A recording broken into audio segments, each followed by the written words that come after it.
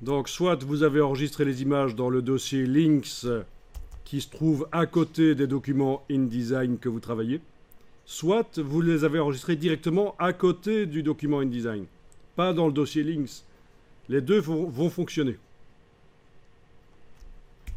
Le dossier links, c'est pour ceux qui ont utilisé le dossier d'assemblage que j'ai fourni, pour ceux qui avaient oublié leur dossier aujourd'hui ou qui voulaient démarrer sur mon dossier plutôt que sur le leur de la fois passée.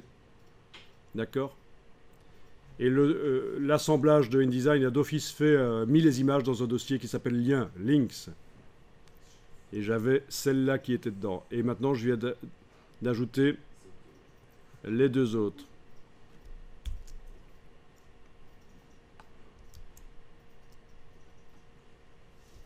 Ok, je continue alors. Donc, dans InDesign, je vais zoomer en arrière. Ah tiens, il y a déjà deux autres images qui étaient là, mais on va les supprimer. Vous avez aussi deux autres images qui étaient là? Ah, on en avait amené trois au départ, à mon avis. Bon, mais c'est pas grave, comme ça vous avez vu. Et on va faire fichier importé. Alors, je vous montre, fichier importé. Je vais jusqu'au dossier qui contient les images. Je les active toutes les deux avec la touche majuscule. Ou la touche contrôle. Les deux fonctionnent. En tout cas, c'est pas l'ancienne image qui se trouve déjà là que je sélectionne. Voilà. J'ai le curseur qui contient deux images. Alors regardez, vous allez tester après. Sur le côté, j'ai pas précisé, attention, attention, il faut absolument que le bloc soit désactivé. Donc avec la flèche noire, il ne faut pas que le bloc texte soit activé, sinon les images arrivent directement dedans.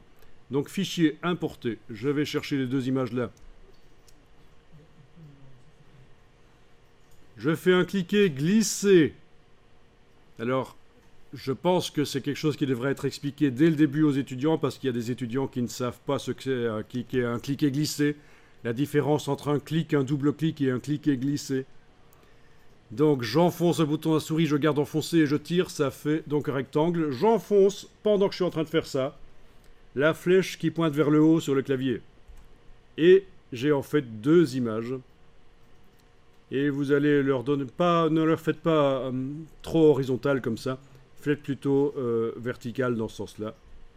Je lâche le bouton à souris et voilà, les deux images sont arrivées.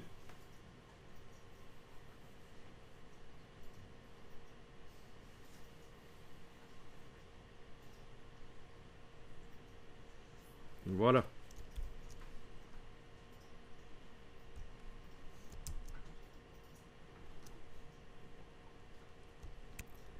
Ok, vous avez réussi à amener vos deux images sur la table de montage.